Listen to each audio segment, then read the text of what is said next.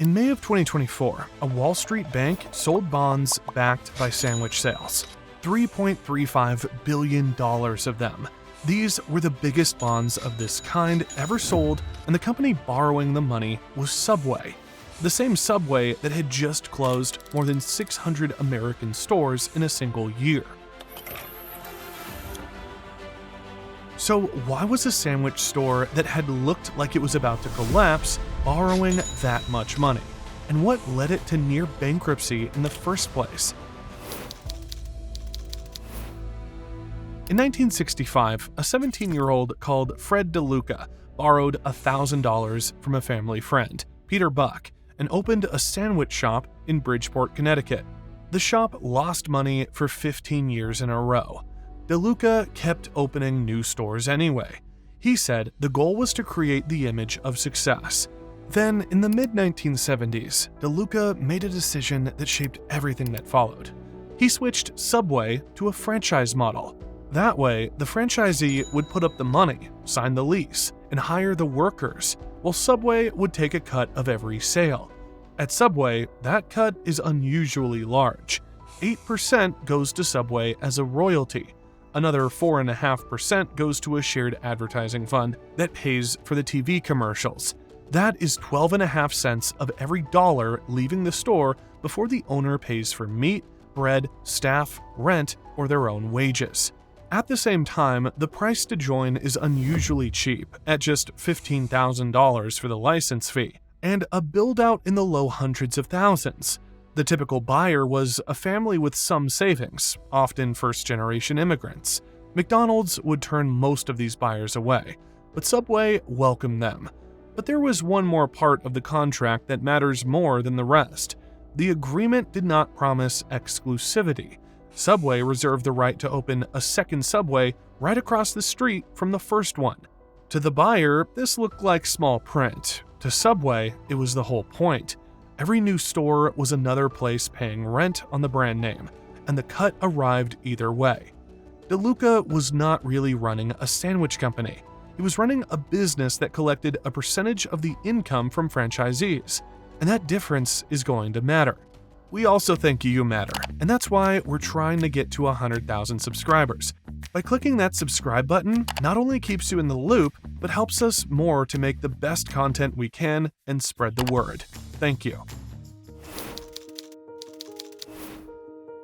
By the early 2000s, Subway was the largest restaurant chain in America.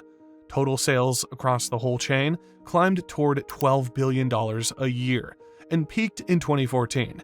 The store count kept growing for another year and topped 27,000 American locations in 2015. That was more than McDonald's and Starbucks. In the middle of that growth, Subway approved a promotion that would come to define the whole company. Starting in 2008, Subway offered any foot-long sandwich for just $5. In the 12 months ending August of 2009, sales from that single promotion reached $3.8 billion. Subway's cut of that was about $475 million in just 1 year.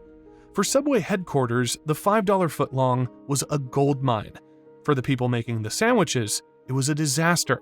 The $5 footlong cut deeply into franchisees' profits, sometimes costing them money.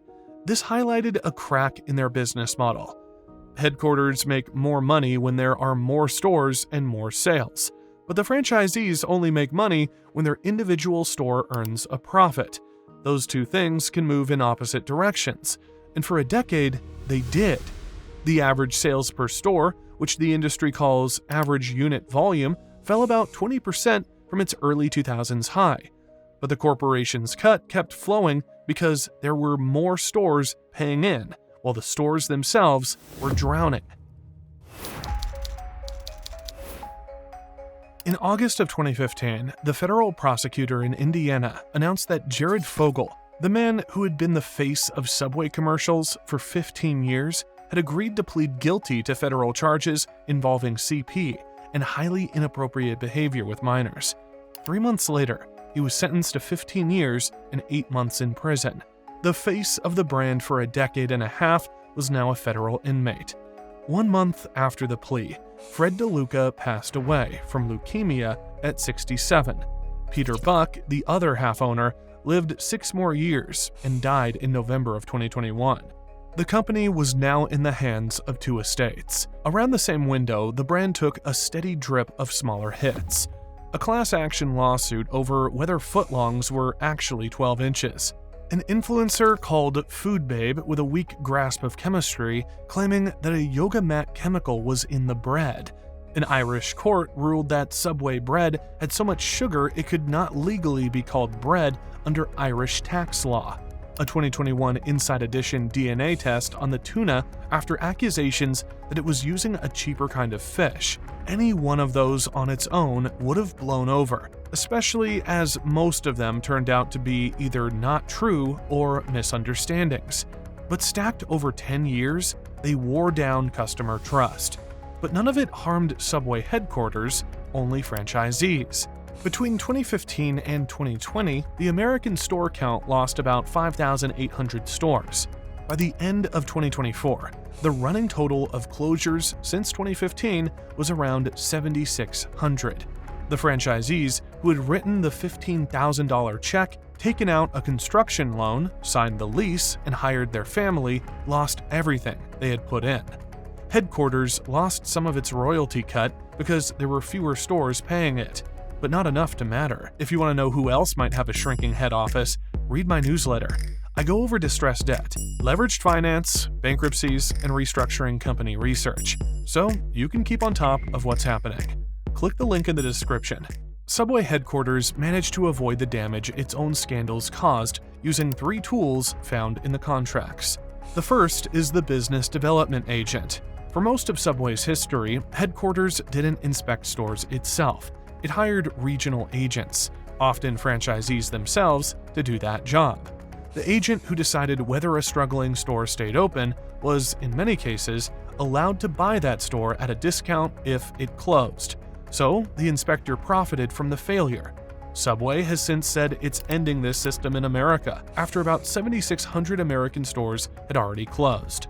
The second tool is the Franchise Disclosure Document, or FDD. Federal rules say anyone selling a franchise has to publish this document. The part that actually helps a buyer decide is called Item 19, where the company tells you how much a typical franchisee earns. Here is the catch. Item 19 is optional. Firehouse Subs publishes about 17 pages of real numbers. Burger King publishes about 11.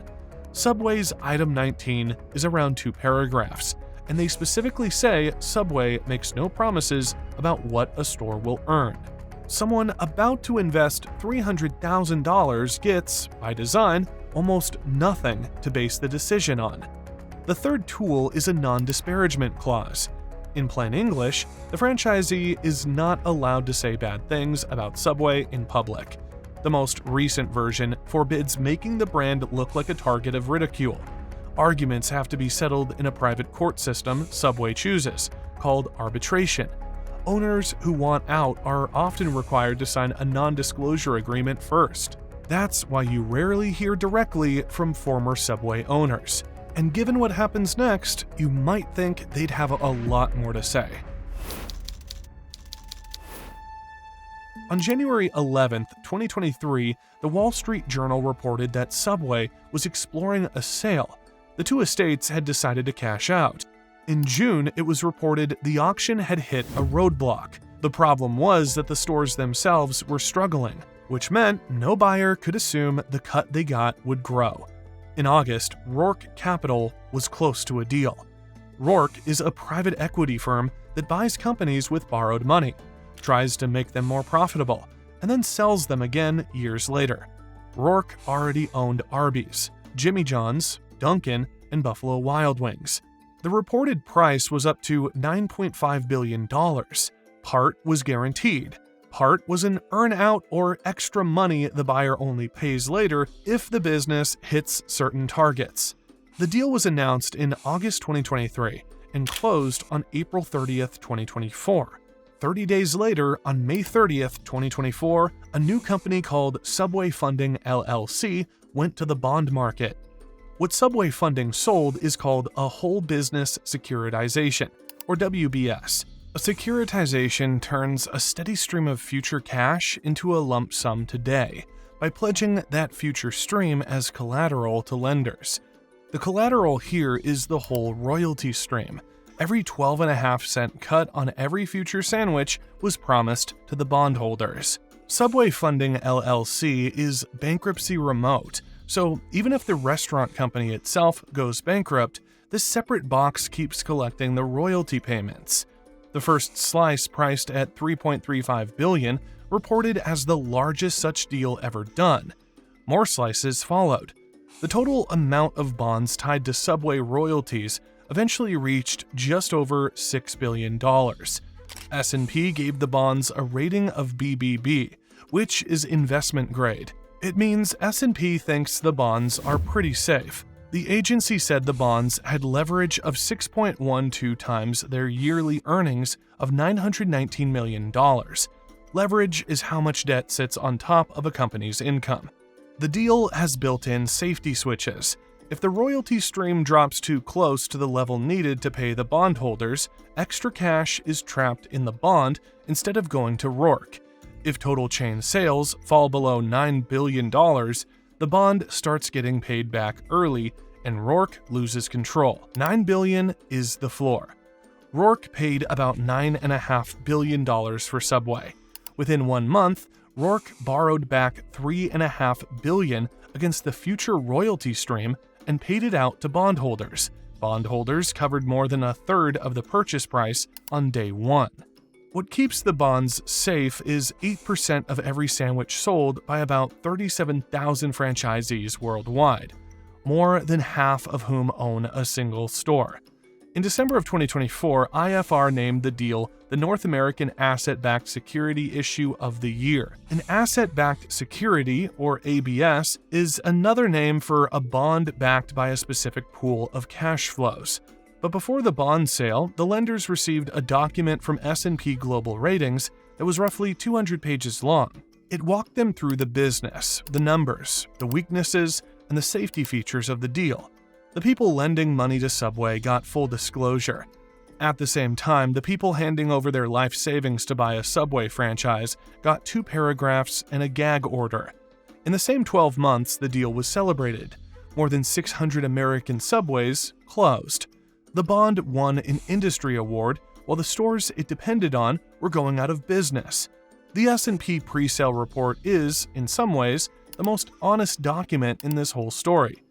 Rating agencies are required to list the reasons an investor would be nervous about a deal, and S&P did exactly that. The list in the document that went to bond investors includes a long stretch of falling sales, tough competition, worries about whether franchisees can earn a living, and damage to how people think of the brand. Every criticism ever written about Subway is right there on the page, and yet the rating is still investment grade. The reason is that the rating is about the legal box Subway Funding LLC sits inside, not the sandwich business. While the box is bankruptcy remote, individual stores can close. The parent company can run into trouble and the box still collects. The only thing that actually breaks the bond is if total sandwich sales across the whole chain fall below $9 billion. The peak was about $12 billion. 2024 was lower than the peak, but still well above the floor. The bondholders are, for now, comfortable. As of making this video, Subway today has about 37,000 stores worldwide. About 7,600 American stores have closed since the 2015 peak. More than half of American franchisees still in business own just one store. The people who lost their stores were mostly immigrants and families who had put their savings into one location. The total amount of money lost at the franchisee level is not public. It is, by design, not knowable. The disclosure document doesn't require real numbers. The non-disparagement clause keeps former owners from talking. There is no public list of franchisee bankruptcies. That number is missing on purpose. The numbers at the top, the price, the rating, the award, are fully public. The banks that put the deal together, the analysts who rated it, and the private equity firm that owns it all did exactly what their job asked them to do, and all got paid accordingly. The system worked. In November 2024, the Subway chief executive who had run the Roark sale announced he was stepping down. Whoever takes the job next will inherit a $6 billion debt load, a $9 billion sales floor to defend, and a royalty stream whose health does not depend on whether any given sandwich is any good. That was the plan from the start, 50 years ago, when Fred DeLuca chose to build an image of success one store at a time.